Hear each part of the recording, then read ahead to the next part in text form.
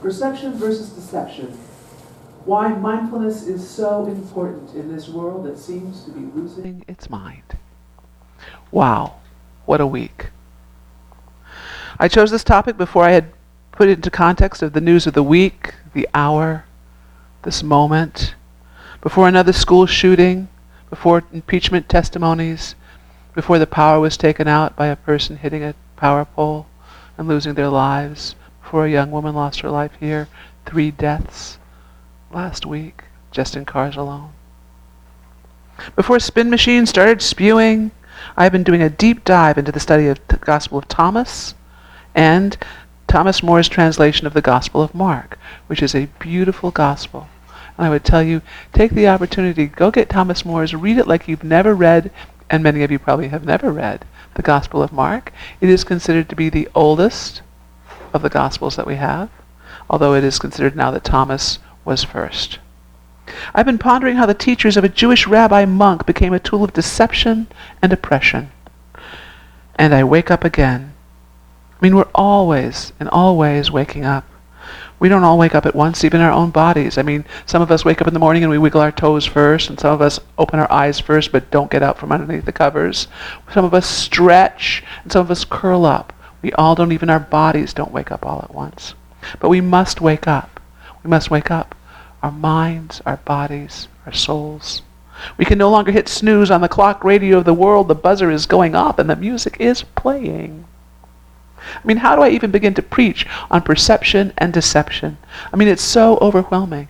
How do you know what is real, what is true? People lie and manipulate others for their own egos, for false needs, while real urgent needs go unmet, dismissed, or even worse, unseen. Oh, wait.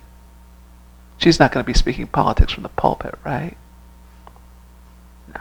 We're all too righteous in our truths, even those perhaps especially those based on overt empirical facts, that it becomes impossible to share those facts or that truth. We alienate our much-needed allies immediately. We become clothed in the bright fabrics of righteousness that cloak us from standing in open-hearted nakedness with somebody else. We are so self-righteous. We so know the truth. Oh, you thought you were the small child in that story? Oh, no. No, honeys, you were the prince. Me too. We all need to be seen. And we're all just a little chilly. Why do you look at the speck of sawdust in your brother's eye and pay no attention to the plank in your own? I'm not going to speak about politics from the pulpit, but I am going to speak about the influences that surround us. We must keep church and state separate. We must keep everything in its own box, keep to its own lane, which is especially salient for me this week, as I had someone come into my lane while I was driving the other day, and all is well with just bumpers and scratches and emotions and egos. But the only bodies that were bruised were steel, luckily. Grace. As far as our brains are concerned, when we are physically present and mindfully present, we can assess our environment with functional accuracy. We don't separate our experiences into discrete categories of compartmentalization.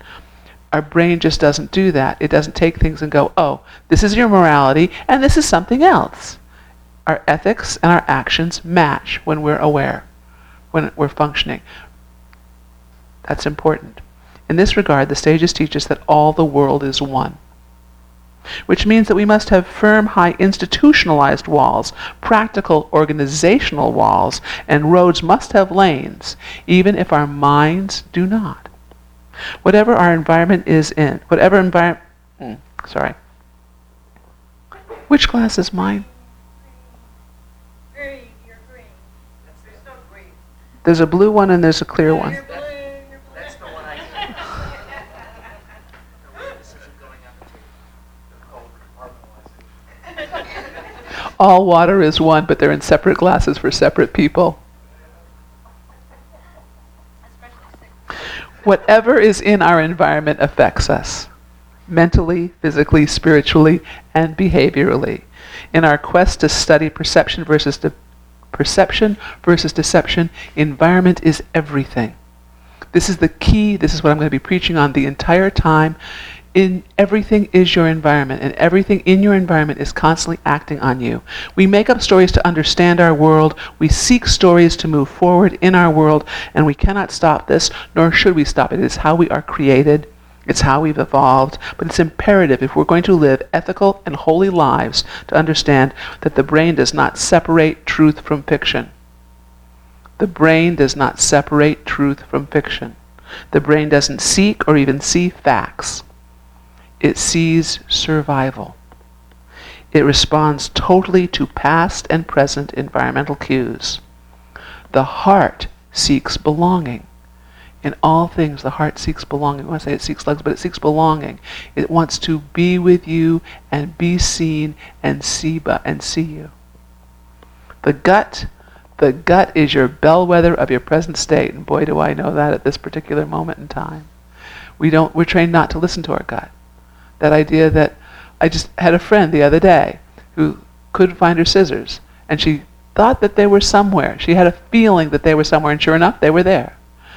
Right? We had another instance, we're driving down the road, the GPS isn't working, had a feeling that we should take this road because the other road, there might be traffic. And sure enough, not only was there traffic, it was a line like Christmas lights going on. That's the gut. The gut is the one that connects you to the present moment. Responsible mindfulness practices integrate all three. That's really important. We talk about mindfulness as being in a mind activity, but it's really the mind and the heart and your gut. It's all of these that have to be fully integrated if we're not to be deceived constantly by our world. We're always reacting and responding based on the external location that we find ourselves in and our internal emotional, biochemical, and spiritual states. The story of ourselves balks at this notion. I don't want to think that I'm always a reactive agent. I want to think that I'm a free agent. I want to scream when someone says, I'm going to control you.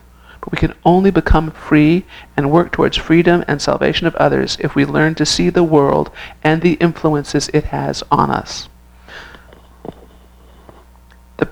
And we have to protect, enhance, and raise up the environments we find ourselves in and we find others in.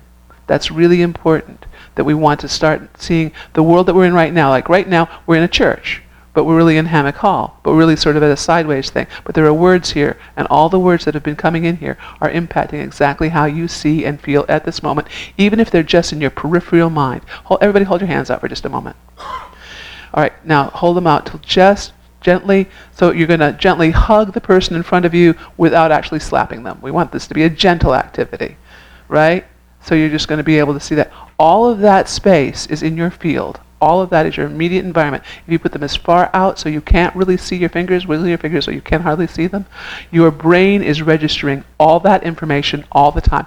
If I was to write a word upside down on my hand and put it right outside of your peripheral vision, your brain would read it. That is how amazingly sensitive we are to everything in our environment. So what do you mean by environment? I think it's important to understand it's everything. We say environment, we think, oh, that's the green stuff out there. That's the woods and the bush, the brooks and the trees. That's the environment. That's the air and the water. But it's not. It's the air and the water. It's the air and the water. It's the dirt. It's the land. It's this moment. It's that color. This is our biosphere, spaceship Earth, the earth that grows our food, the air we breathe, the water we drink, the fire we cook with, the fire we travel with, that keeps us warm. It is, however, something that is not separate from us. We too are part of it. But behaviorally, environment is truly everything, from the biosphere to the immediate conditions inside your car as you drive it, to the words that are flashing by on things outside, to the banner that's behind me, to the smell of coffee at coffee hour, to the grumbling of your tummy desiring something yummy that may be at that coffee hour, the lack of sleep you may have had last night, residual emotions for a fight you may have had last weekend. All of those work through to create an environment that is how you process whatever is coming in at this moment. I'm going to go even deeper. Not only the billboards you passed by are going to influence you. If the billboards you pass by have a repeated message on them, your brain understands and takes that message as truth. Do you have termites? Do you have termites? I don't know. I might have termites. I've never seen a termite. Suddenly there's a plant in your brain that you might have termites, and you can't undo it. Your brain has said, that's a fact. You might, you can't disprove it, and they want you to act on it. I like termites. Okay, there's also the packaging. I have a dear friend who tells me that for her, the best sermons are this. Quote, here's what the Bible says, here's what the Bible means, and here's how to apply it to your life. And that's sort of standard format. If you go to standard format seminaries, it's like, here's what the Bible says, this is what it means, which is relying on someone else to tell you what it means, and this is how you can apply it, which is sometimes useful. I think I'm going to rephrase that a little bit and say, well, here's some science, here's what that means, here's some sacred texts that support the science, and enhance it, and here's how to practice it in your real life. But all of those are sort of good structures, because the brain likes structures. It likes you to be able to have a little thing you can kind of hold on to and go, okay, that's that, and then I can take the steps afterwards. I want to get to the grocery store. Which streets do I turn down to get there? So today's scientific concept for you is perception without awareness, known in the trade as PWA. Perception without awareness. This is the way environment affects your behavior most. Dr. Russell Dewey, in Intro to Psychology, describes it, quote, perception without awareness occurs under the following conditions. A stimulus is present in the environment, strong enough that a person could perceive it if attention was drawn to it. The person does not pay attention to the stimulus and does not remember it later. However, the stimulus affects a person's behavior and thought processes. And I will tell you that it starts off with saying, occurs under the following conditions, and those following conditions are always. Even when you are asleep, your auditory processing, if you are not deaf, is continuously to assess, and your perception without awareness is continuously. Have you ever had like a song come on in a dream, and it's really a radio? Yeah, that's your perception without awareness. Unlike subliminal perception, perception without awareness involves the stimulus that is possible to perceive.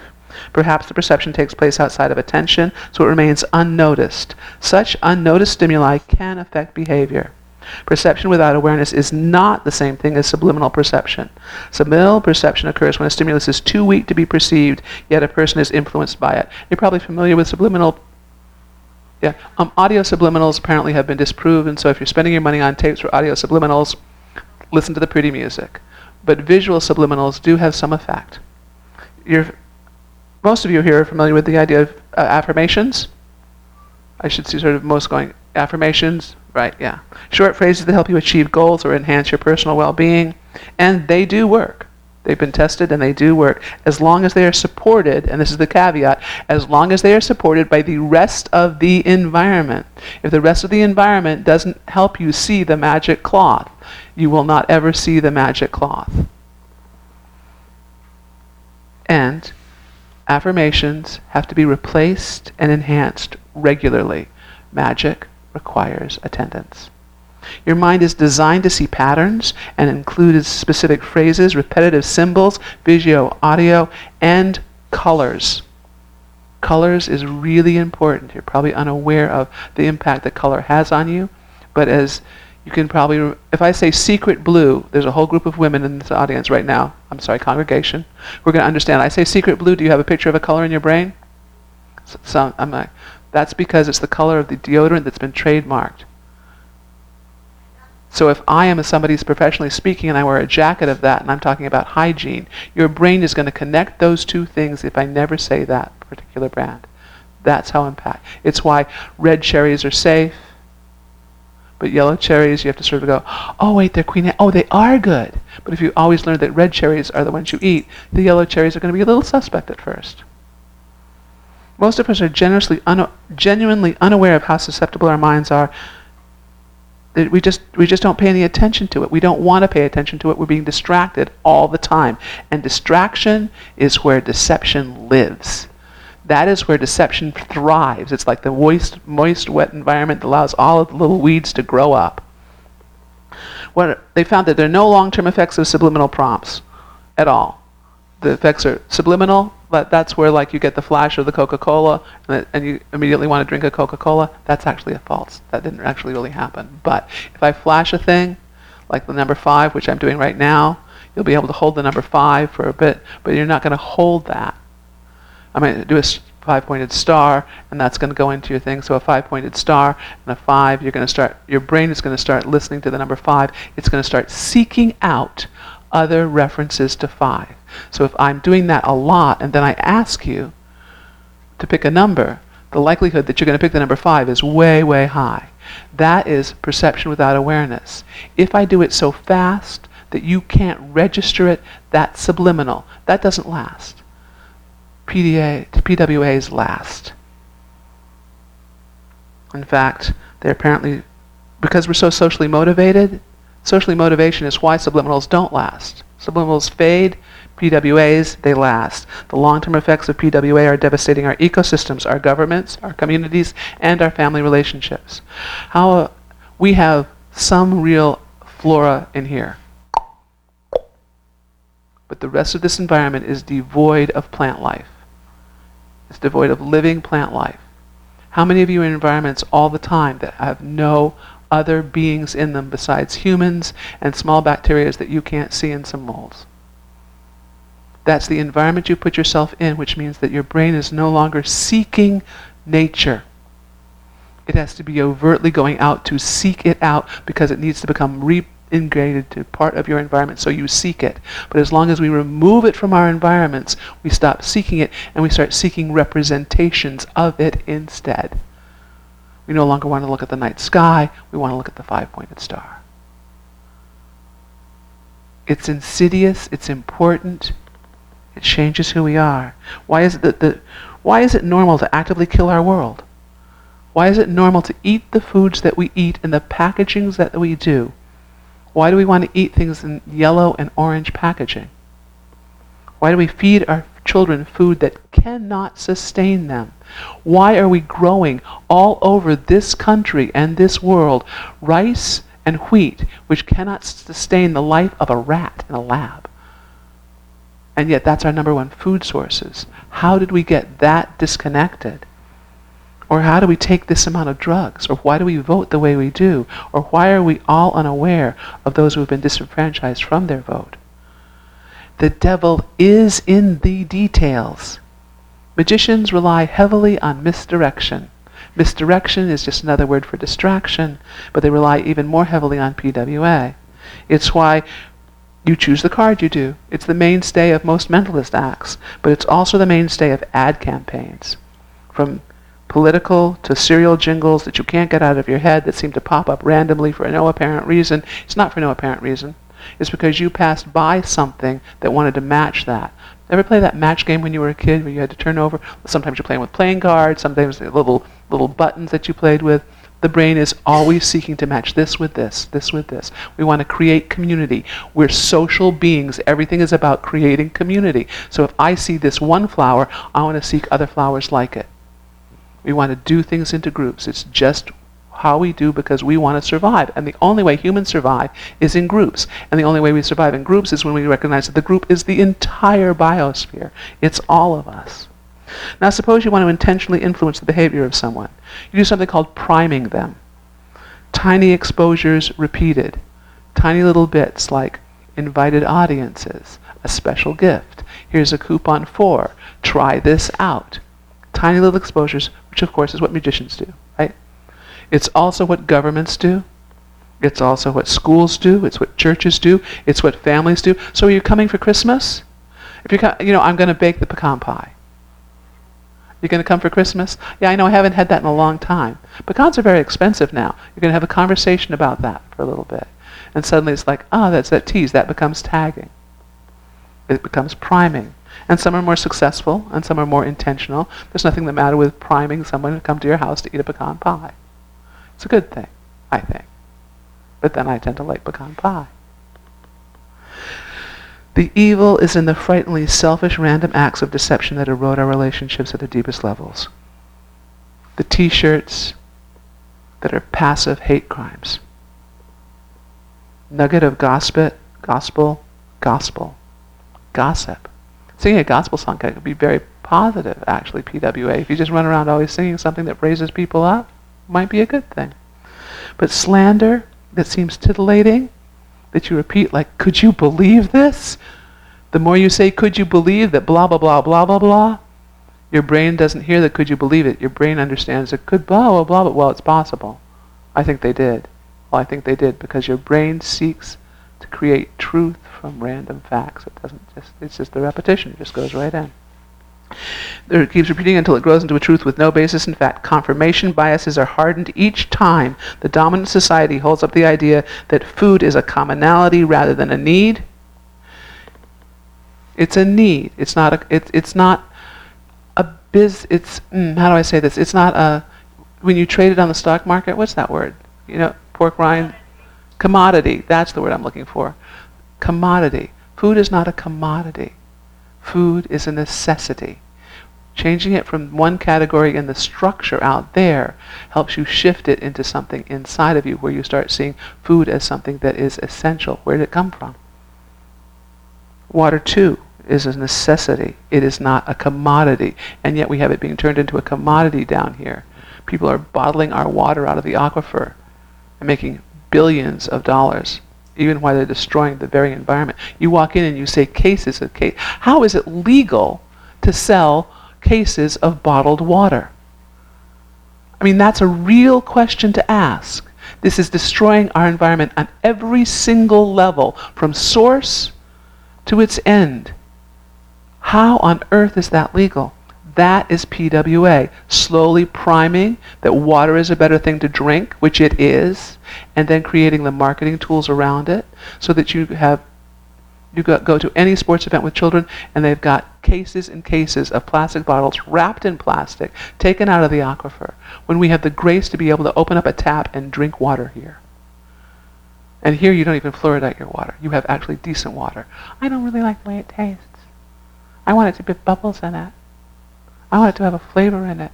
I'm going to take really good water, now I'm going to add other chemicals to it because that makes it better. I'm going off. Every misogynist trope, every finger wag finds its way into our psyche, layering our abilities to be free from racist, patriarchal oppression. That's deep. It's real. Moving us further away from our morals, our ethics, and our God. Name-calling works. Images and memes work. Familiarity doesn't breed contempt. It attaches itself to the story and it gets integrated into the narrative. It arguably destroys our world, but it can also create our world. Put forth a story that might be true, for almost all stories might be true. I mean, they could be true. I can remember watching Star Trek when I was a kid, and boy, my first flip phone, that was a tricorder. Right? Yeah, exactly. Could be true, and then we can create it to be true. But for almost all stories, don't look too deep. The deep ones will take you into some place holy, some place that you can reflect on and grow from. The false ones do not hold up to inquiry. Deception never holds up to inquiry for long. That's really important. Deception never holds up to self-inquiry for long. The emperor, the prince, the king, they knew that they were naked. They needed someone else to reflect back their nakedness and to be seen. No one is immune from PWA. It's how we're made. And here's good news. I mean, this is good news, right? That's what the word gospel means, good news. Well, that's what we're supposed to be preaching. We're supposed to be preaching good news. That's an important part of the job. It's the important part of coming here because we need this shot of, wow, okay, remember, okay, this is what it says. This is what I'm going to tell you it means. This is what you can do. Our freedom is only compromised when it sits outside of our awareness. Thus, awareness brings inquiry, and inquiry brings choice, and choices bring personal freedom.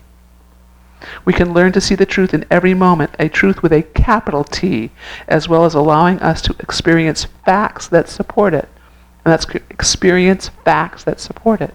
It takes patience and honest daily practice. The Logion 16 in the Gospel of Philip, which is an apocryphal gospel, probably written maybe 135 if you're sort of looking at things, but it's an interesting gospel. Quote, "The truth is sown everywhere, existing since the beginning. Some see it at the time it is sown, but few still see it at the time of harvest." So some see it at the time that it's sown, but few still see it at the time of harvest. So you don't see the truth when it's harvest. Sometimes we're not even here for it, but we can be sowers of seeds. Everybody in this room can be a sower of seeds. So yes, needlepoint pillows that spell out love and peace. Place them all around your house. Make a conscious effort to smile at every time you see a small black child, or a big one, or a brown one, or, smile every time you see a child. In your heart, have this little thought of, I love you. You don't have to say it out loud. You just have that idea, because your face is going to register that, and that child's PWA is going to feel that, and it's going to change how they are in the world. It's that insidious, it's that powerful, it's that magical, it's that real. We can use our PWA for good. Place affirmations around your home. Fill it with objects that spark joy. Really, I cannot stress how important it is to have your environments, you start seeing them, bring real plants inside, not plastic, not silk. Perhaps have a dog or a cat. Just saying. There you go. If you're feeling that you're devoid of multi-species life, you can go see Kevin. Put bumper stickers on your car that raise up the driver behind you. Yeah, how many of you have seen bumper stickers that don't raise up? My current favorite, I saw it on a car. It was a Prius, of course. It said, if anything can go right, it will. I thought, what an awesome bumper sticker. I was like, where did you get that? But of course, you don't want to do that because that would be distracted driving. Do 20 minutes of mindful meditation a day. How many of you really do that? I got one hand. I got two. 2 hands, yay! 3 hands. I want more. The world needs it. It's 20 minutes. You actually can do this. Choose the mindful meditation of your own choice. I'm not going to get up here and say, this is the one that you should use. I want you to go out and seek one that sits well for you, whether it's counting to 100, whether it's breathing 4 squares, whether it's a standard Zen or a standard Buddhist, a Theravada. I don't care. I care that you do this because it's how you can clean up your brain, connect your brain to your heart and your gut. And that way we can start being real, effective change agents in our world and not so manipulated. When these dark times you need a helping hand, and we do, I'm not going to tell you that if you do this it's all going to be rosy. We need each other. Reach back into a story told before. I reach back into stories told before there was dogma and creed. Go out and I look at a leaf. Before ad campaigns, inquisitions, or a 24-hour news cycle.